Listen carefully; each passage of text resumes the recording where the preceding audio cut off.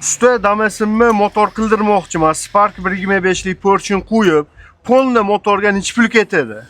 Jo'rabek aka bizga savol tushdi. Motorga necha pul ketadi deb.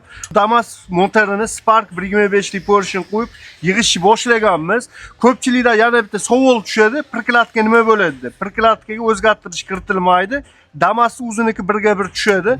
Aka nima deysiz? Necha pul ketishini bitgandagi qo'ya olamizmi? Muammosi yo'q, qo'yamiz xudo xolasa. Aka buni biroq injektor ham qo'yirtganmiz. Ham injektor, ham Spark Porsche qo'yitganmiz. Like bo'lsa yaqinlarga jo'natib turasizlar. Yurgandagi buni test qilib, tezligini ham ko'rsatib beramiz. Muammosi yo'q, xudo xolasa.